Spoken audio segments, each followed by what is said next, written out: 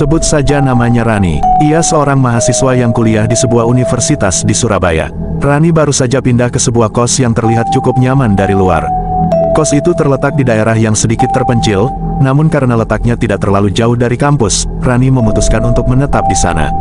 Kos itu agak tua, dengan bangunan bercat putih yang mulai kusam dan halaman yang dipenuhi dengan pohon-pohon besar yang membuat suasana semakin teduh tapi juga agak menyeramkan di malam hari. Awalnya, semuanya berjalan baik-baik saja. Rani menjalani aktivitas kuliah seperti biasa. Namun, setelah beberapa minggu tinggal di kos itu, kejadian aneh mulai terjadi. Setiap malam, sekitar pukul 2 atau 3 dini hari, Rani sering mendengar suara ketukan di jendela kamarnya. Jendela itu menghadap ke arah taman kecil yang dipenuhi tanaman-tanaman liar. Rani mengira itu hanyalah suara binatang atau angin, jadi ia mengabaikannya. Namun, suatu malam, suara ketukan itu terdengar lebih keras dari biasanya. Rani yang saat itu sedang belajar, merasa terganggu dan mencoba mengintip dari balik tirai.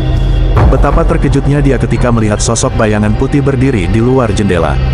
Sosok itu tampak seperti seorang perempuan dengan rambut panjang yang menutupi wajahnya, mengenakan baju putih panjang yang kotor dan sobek-sobek.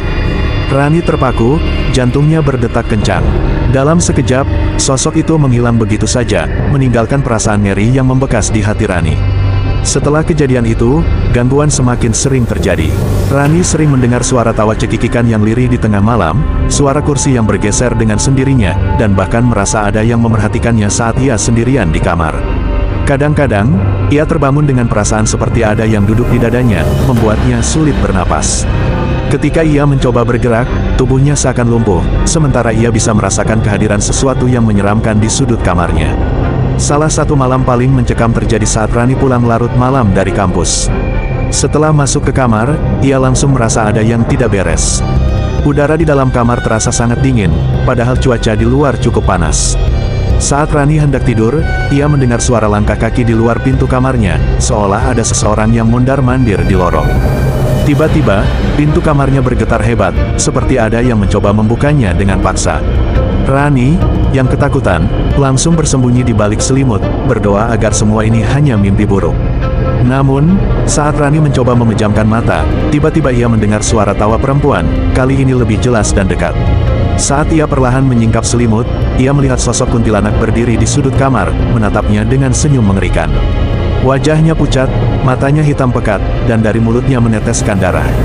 Rani berteriak keras, namun suaranya seakan tertelan oleh udara dingin di kamar itu. Esok paginya, Rani langsung memutuskan untuk pindah dari kos itu. Ia tak sanggup lagi menghadapi teror yang terus menghantuinya. Rani akhirnya mengetahui dari warga sekitar bahwa kos itu dulunya adalah rumah seorang perempuan yang mati tragis dengan cara bunuh diri, dan sejak saat itu, arwahnya sering muncul dan mengganggu para penghuni kos. Rani bersumpah tidak akan pernah lagi tinggal di tempat yang terlihat murah dan nyaman, tanpa memastikan sejarah di baliknya. Meskipun sudah lama berlalu, pengalaman itu tetap menghantui pikirannya. Sesekali, ketika malam tiba dan ia sendirian, Rani masih bisa mendengar suara tawa lirih perempuan itu, mengingatkannya akan malam-malam penuh teror di kos tersebut.